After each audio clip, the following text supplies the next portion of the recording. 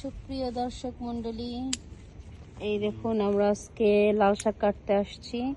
এটা দিয়ে আমাদের থার্ড টাইম, তাই না? তৃতীয়বারের মতো আমরা লাল শাক কাটছি। একবার গাছ লাগিয়ে কিভাবে 3বার 4বার ফসল খাবেন তার টিপস আমাদের কৃষক ভাইয়ের কাছ থেকে জানেন। কিভাবে খেতে হয় ভাই? কাঠি রেখে কাটবেন। কিভাবে একটু বলেন ক্লিয়ার করে আমাদের দর্শকদের কাছে, যাতে হ্যাঁ কিভাবে দেখান একটু। পরবর্তীতে কুশি বের হয় আর কি, ডগা বের হবে এমন ভাবে দেখেন, একটু ডালগুলো দেখেন কিভাবে কাটতেছেন আপনি। এই দেখেন এতটুকু রেখে, এই যে এটাতে কিন্তু নতুন, এর আগের বার খেয়েছি, এই যে সেটা থেকে আবার নতুন করে পাতা বের হয়েছে। এই যে আরেকটা হয়েছে। মানে কখনোই শিকড় সহ তুলবেন না। যদি 2-3বার একই গাছ থেকে 2-3বার শাক খেতে চান তবে একবারে কেটে ফেলবেন না, কিছুটা ডাল রেখে কাটবেন, তাহলে ওই ডালা থেকে নতুন করে আবার শাক হবে। যে আমাদের কিন্তু এগুলো সবগুলোই এভাবেই হচ্ছে। আর আমরা এবার হচ্ছে তৃতীয়বারের মতো এই শাক খাচ্ছি একবার লাগিয়ে। আমার মনে হয় আরো আমরা 2-1বার খেতে পারবো, তাই না? এই যে নতুন আবার হয়েছে যেগুলো, এগুলো আরো একবার খাওয়া যাবে।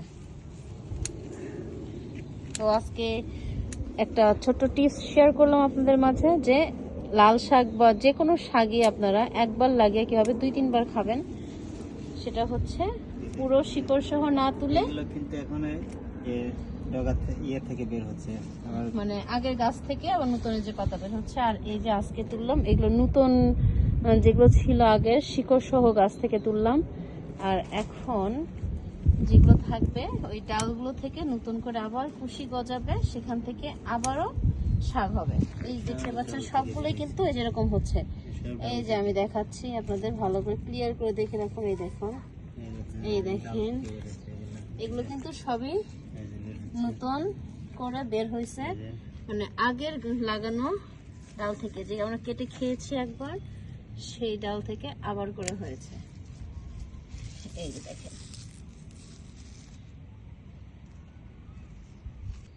লাল শাকের মতো একই পদ্ধতিতে আমরা কি কাটছি, ধনিয়া পাতা, তাই না?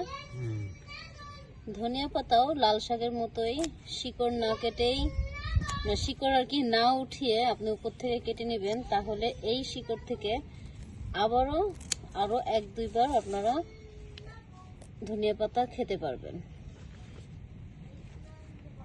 এই দেখুন, এভাবে গাছটা রেখে আমরা উপর থেকে শুধু পাতাগুলো কালেক্ট করছি।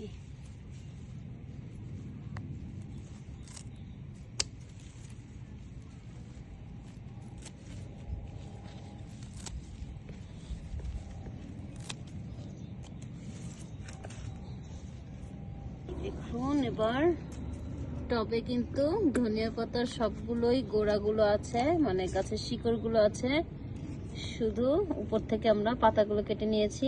এই শিকড় থেকে আবারও ধনিয়া পাতা বের হবে। এই দেখুন কতগুলো ধনিয়া পাতা হয়েছে। এটা জাপানে কত টাকা হতে পারে মিনিমাম? বেশি।